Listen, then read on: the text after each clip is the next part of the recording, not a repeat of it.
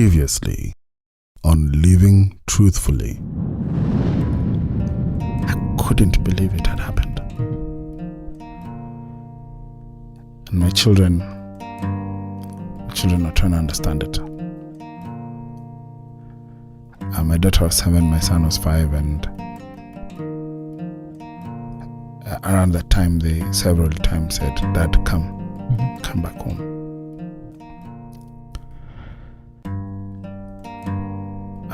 Bro, that was hard. A vast majority of people that I had come to consider friends vanish and they disappear. So I have little by the way of a support system. I have just pretty much left everything and lost everything. And that got me into a very dangerous spiral. This is Living Truthfully. Welcome to episode 5 of Living Truthfully. So, Marcus, some of this feedback was pretty close to home. For me, it was one of my favorite aunties sharing some of her experience, of her recent experience, and that was hard for me to hear. My heart went out to her. But there was a feedback that also caught me unawares. Your ex-wife, she sent me a text and said, she hopes you're okay. Are you? How did that make you feel? Mixed feelings, if I'm being honest. Very mixed feelings. It was the thing is, I realized that at this point, I'm no longer governed by anger, which was a liberating realization to arrive at. I felt my heart went out to her. It did. And all I could hope and pray for was that she didn't go through what I went through in that period of time. And if she did, my hope is that she's in a better space now. Yeah. Wow. Yeah. Part of the feedback that we had was that people were surprised that men feel pain. In fact, the feedback was, it felt to me like people said, we don't have the right to feel pain. What do you think? Well, contrary to popular belief,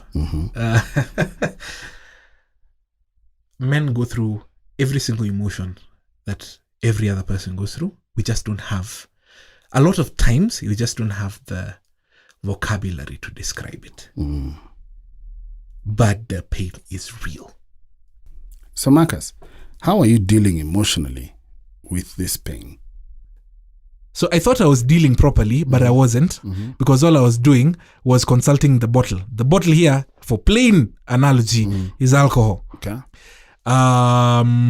So I went into a period in time where I would leave work, come home, and switch on my laptop, find the best idle entertainment that I could possibly get. At that point in time, it was a Flash, because thankfully you don't need to do much thinking when you're watching CW shows. Okay. Now you know. Yes, yeah. And I grab a glass, pour whiskey in, and sit and drink and fall asleep. it got to a point, and I remember the point at which I realized this is a problem is at some point waking up in the morning, getting ready, fantastic, I'm ready, I'm at the door, ready to leave. I spot a glass that I was using last night. It is half full with whiskey, not neat, and I down it like it is water. This is in the morning. This is in the morning. It's your jumpstart. Yes. To the day. I downed it like it was water. Wow. Now, it wasn't these smooth whiskeys, It was the ones that ordinarily would leave you could burn marks even outside your throat as you're drinking you could have it. fooled me. I mean, I thought, Marcus, I thought you're the top shelf kind of guy. At that point, I have just paid deposit on a house. Okay, so and I'm paying rent on another house. There's no money. So anything that gets you anything that goes will go. Okay. So that, as soon as that glass was empty, I'll say the good thing is I had been through a depressive phase before. So as soon as I downed that, you could recognize it. Yes, I recognized it. And from how I downed that glass, I realized, imagine if I go on like this, I will die. I will die. I don't want to die. I enjoy living. I kind of enjoy having such conversations with friends like you. Life generally is something of a good thing to have. Something of a good thing. So as soon as that happened, and I was fortunate enough that I recognized it, I called a friend of mine who happened to be a gym instructor as well. And my exact conversation with Don was this.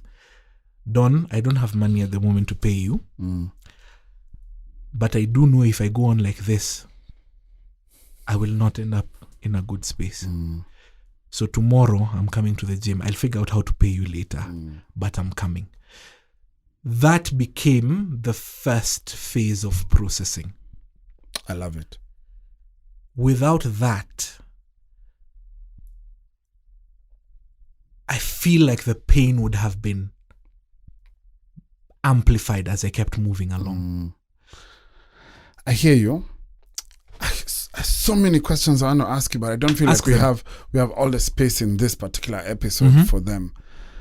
So I want to just pick up on two things you've said. Yes. And just be able to give you or whoever is listening some opportunity to pick up some handles. And I want to say first, recognize that the pain is real. Yes. For both parties. So as much as the women are able to express themselves and say, I'm in pain, men do feel the pain, and probably we just haven't figured out how to express that. And let me say, I learned this year about how to express my emotions. I just used to have two emotions, good and bad. I learned the other words like sad, angry, happy. Like I was like, I don't know which one is usually which one. So we're generally terrible at our emotions and expressing them. So the absence of that expression does not mean the absence of the emotion itself. Quotable quotes. Yes. I also want to say that a lot of the times you see us doing things like Marcus was saying about partying, drinking. He was drinking in the house. Yes. Others would be drinking outside and partying, or look like we are now just amplifying some things in our lives. It's a coping mechanism. Yeah, it is. And we're coping with pain. We're not coping with joy. Yeah. No one copes with joy. Yeah. It's pain. Yes. And I want to say, if you see someone coping, reach out. Yeah. Because if there's pain there. And then third, I want to tell you who's going through this at this time, recognize your coping mechanism and recognize that it can destroy you. Yes. If it's a dangerous coping mechanism, it can destroy you. For some people, it's alcohol. For other people, it's another form of addiction, another substance they abuse. It could be sex, women. It could be binge watching TV or whatever it is. But recognize it for a coping mechanism. And if it's dangerous, seek help. Now, I have a last question for you for the sake of this convo. Can I just mention one thing, just for clarity as well, that in terms of seeking help, I just want to mention as well, I want this to be clear because I don't want it to be assumed that it's only gym that helped me. It was actually, I went for counseling as well. So did I, by the way. Yes. I saw a doctor, Dr. Michelle, thank you. I went for counseling, and I feel like between those two, because one of them, so counseling was for me to process the emotions, to figure out to myself what is happening, speak out loud, as it were. And it's something that I highly, highly, highly recommend. Always. So there's counseling. I agree. And if you're looking for somewhere you can go for counseling, yesterday I learned about Mental 360. Mental 360. So look them up. Yes. But I also have a couple of contacts of good psychologists that you can get in touch with. My email address is on the link somewhere here on the podcast, so you can shoot me a quick email or find me on Facebook or Instagram or Twitter, and I'll share at Amani Maranga, and I'll share a contact with you. Yeah. So on one end, there is a counseling. Then on the other end, now that's where gym came into play. So that this counseling element was to deal with my emotions, but then there is also still this potentially destructive energy that needs to be expended. And that is how gym worked for me. This time that I was spending, say, watching movies or whatever it is, that is where that energy was expended. So it was a balance between the two. It was, there's this energy that I need to expend. How do I expend it in a way that is not destructive? Yeah. And then there's the emotional processing as well that was happening. I like that, because what you're saying is that there's, apart from seeking help, there's things you can do. Yes. I found that just walking is a great way to deal with that. I found that one of the things that the psychologist asked me to do is do things that I enjoy doing. I used to enjoy playing golf. So going back to the golf course, which I really haven't done. So 2019, here I come. Just doing some activity that you enjoy doing. And that activity, drinking does not count for this one, ladies and gentlemen. It does not. It tends to be destructive. Yes. But if you're in that, if you like dancing, like go dance. Yeah. You know, go out without the drinking. Go out without the drinking. Yes. Do yoga. Go for concerts and listen to the music. My heart is so full from Silayo's concert. Oh wow! And we'll talk about that when she comes on the show. She is coming on the show. So you're saying seek help and do some activity. Lastly, Marcus, pain, marriage ending, maybe many other things around you feeling like they're collapsing at that time, like they did for me. Questioning a lot of things. How did that affect your faith? Oddly enough, it strengthened my faith in God. I'll qualify that.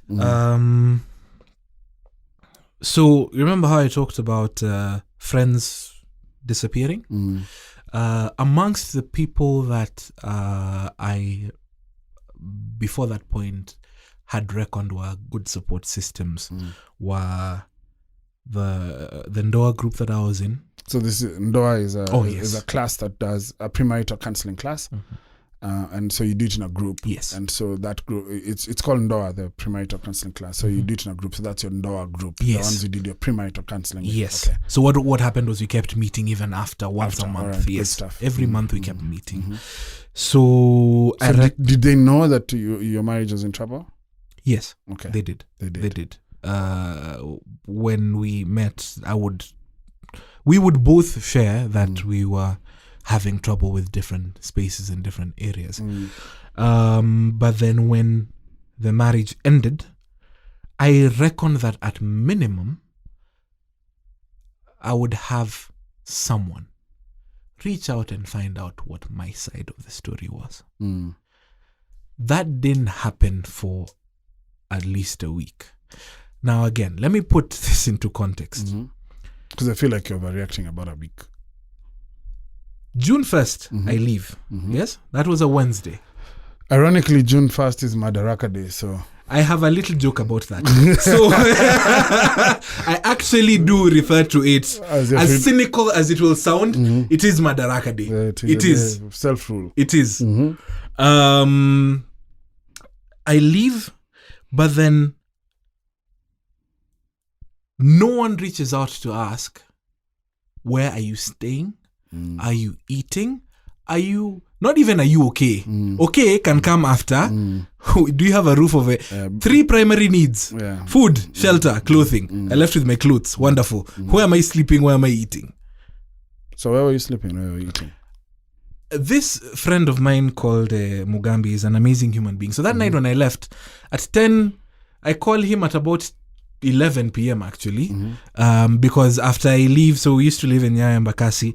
I leave, go around that road, come back, and then just as I'm about to rejoin Mombasa Road, I realize, oh shit, I don't know where I'm going. Wow. So I park on the side of the road and I sit. And I ask myself, okay, Marcus Olang, wonderful decision that you've just made. Power to you. You have made a stand for yourself.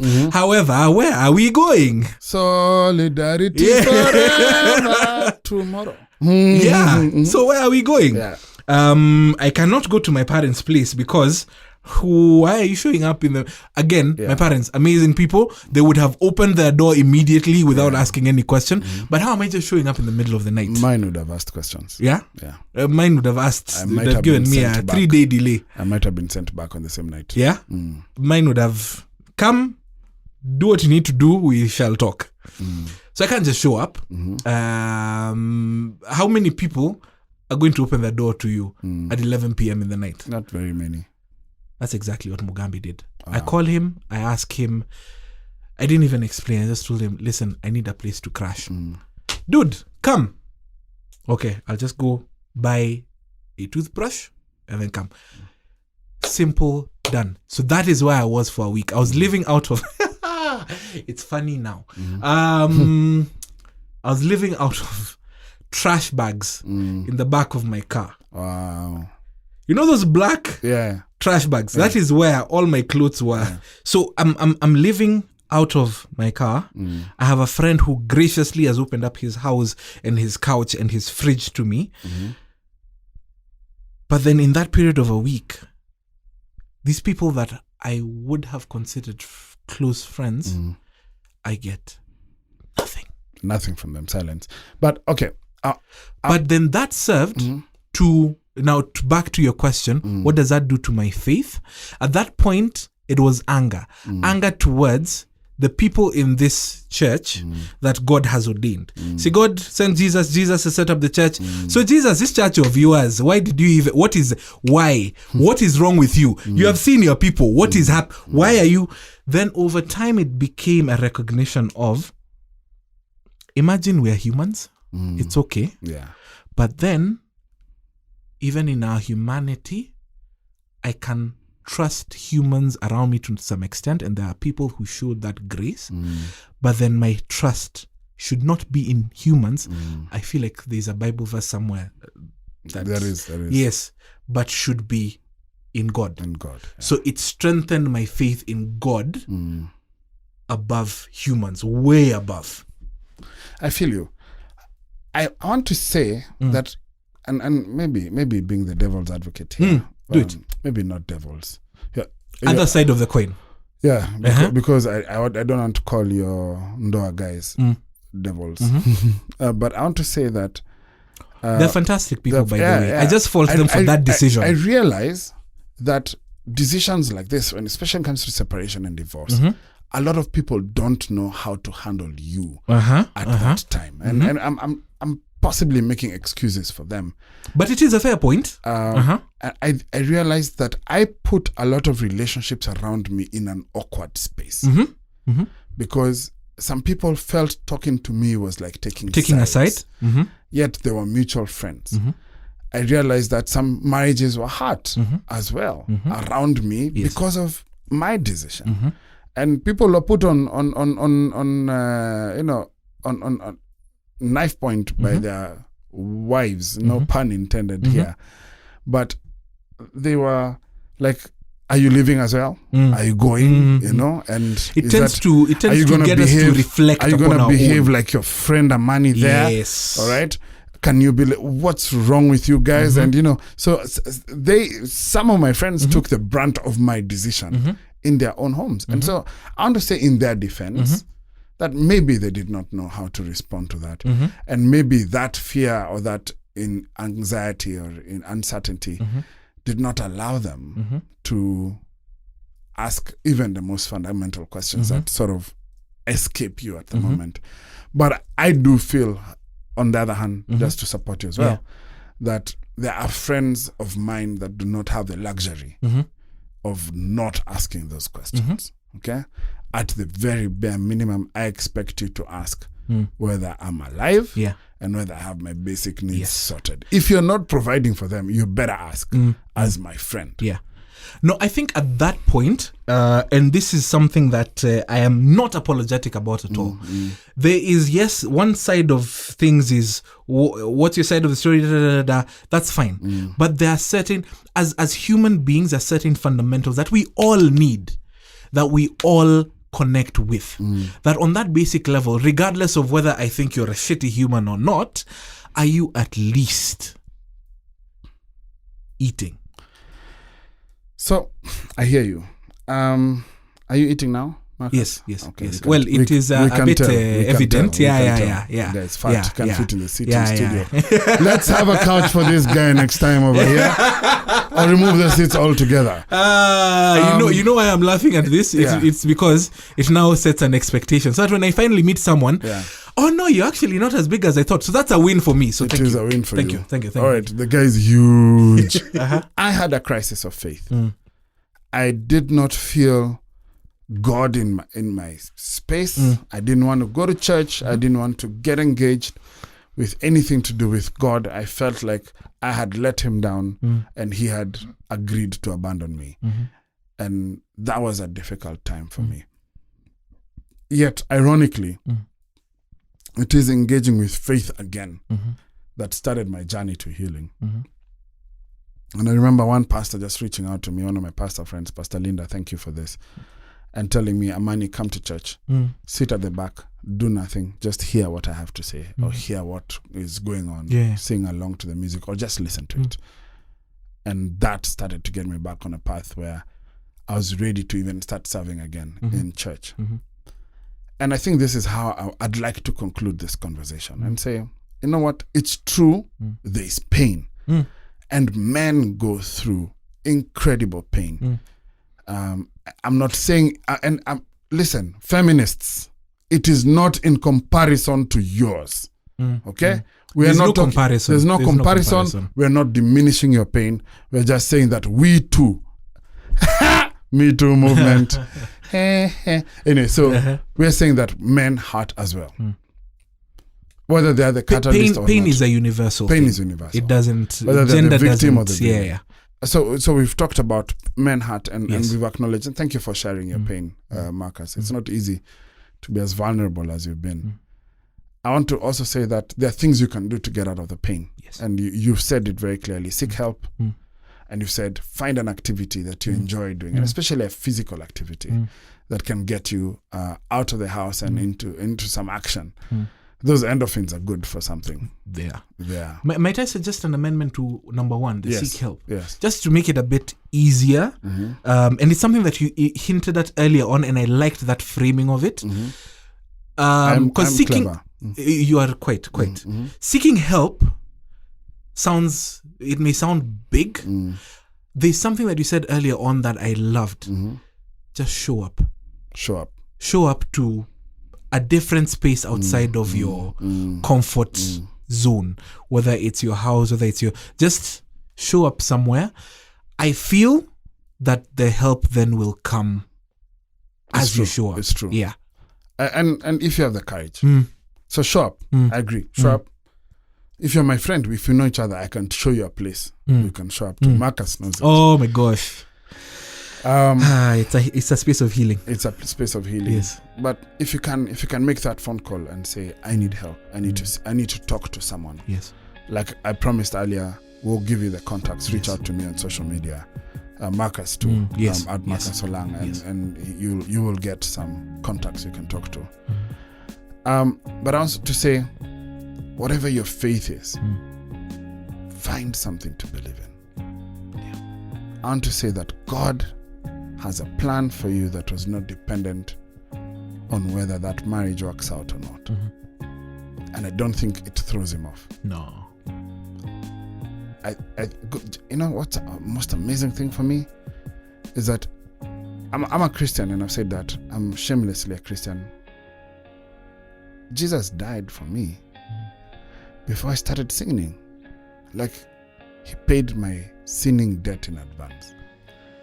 So, you're not a terrible person. You're not that bad. You can find your way back. And your way back to you and to what God means to you in your new season. So find it. Find that faith. And I pray, I hope and pray you find healing. Last words. Okay, so two sides of the coin. One, to the guys, gentlemen, pain is real. It doesn't make you any less of a man. You're not weak. You're not weak. For feeling pain. Yes. And acknowledging it. And acknowledging that you are in pain. Acknowledge it. Yes. So pain is real. When you feel it, it is fine to acknowledge that it is there. And out of that, then... And allow yourself to feel it. Allow yourself to feel it. Because we tend to want to hurry the process or suppress the process. Allow yourself to feel it. That's the one thing I keep telling my female friends is, I am envious of how free you are with your emotions and your pain. And I am learning from you because I see how much more you achieve because you allow yourself to be. Let's allow ourselves to feel the pain. That is one, to the gentleman, and then to anyone around. Any guy is not restricted to a relationship breaking down and such. When a man expresses emotion, let's try not to shut him down. Let's try not to minimize whatever emotion he's expressing. Invalidate it. Yes. If he's expressing love, allow him to express it. If he's expressing, of course, all in healthy ways. If he's expressing love, allow him to express it. If he's expressing hurt and pain, allow him to do it. If he's expressing anger, allow him to do it. It's in that step that even he is able to grow as a person. And whoever you are next to him, whether it's a significant other or a friend, your relationship grows as a result of that safe space as well. Expressing anger is a whole different That's a whole that's why I qualified it first by saying in a healthy way. Yeah, because I don't know how to express anger, but we have to finish this episode, and I want to say thank you. Thank you for inviting me. Thank you for sharing your story. Thank you for being honest and being vulnerable with us. Marcus Olang, ladies and gentlemen, applause, man, applause. And thank you, Amani, for having a space where these conversations can happen authentically, truthfully, and talking about the reality of life in a way that is judgment-free. I wish you. Thank you. Thank you, bro. I wish you love. I wish you light. I wish you happiness. I wish you faith. I know you're in a better place now. You're not in all the pain that you're feeling. I know it's not over yet, but I know you're in a better place, and so am I. And so I pray that your journey just keeps rising and rising, just up and up, bro. Thank you, man. Up and up. To second chances. You. To second chances, man. And with you. Oh, fist bump. Thank you. And for you who's listening, thank you for listening. I pray for your second chances. I pray that this season of new beginnings really becomes that for you, that you have new love, new light, new energy, new purpose, and just new good things happening to you. Please give me feedback. Let me know what you think. Let me know what else you'd like to for us to talk about, or for me to talk about. Let me know what this made you feel. My feedback channels is my social media, so at Amani Maranga on Facebook, on Twitter, and on Instagram. And you can reach out to Marcus Olang as well. It's at Marcus Olang on all platforms. So I want to leave you with this beautiful song by my friend Eric Wenina. It's in his new album Dreams in Stereo, which you can find on iTunes, on Deezer, on Spotify. We're going to post up some links at some point, but go look for it. It's an amazing album. This song is called Okay. It's a title track. I feel like you're gonna be okay. It's gonna be okay.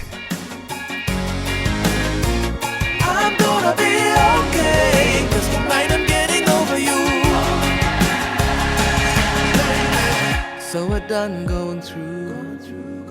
Which books are yours? Who keeps our worldview? Who gets the stereo? Who keeps the LG stove? We figured out who gets which hangouts, so we won't have to see each other trying to fix what we've just blown. Trying to fix what we've just blown. I'm gonna be okay. I'm gonna be alright. I'm gonna be samba. I'm gonna be just fine. I'm gonna walk the street, walking with my happy feet. Oh, I'm gonna be okay, 'cause tonight I'm getting over you. I'm gonna be okay. Oh yeah. I'm gonna be okay. I'm gonna be okay. Oh yeah. I'm gonna be okay.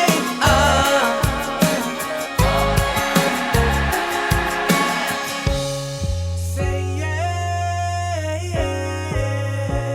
If you know that you'll be okay. Say yeah. If you're walking away.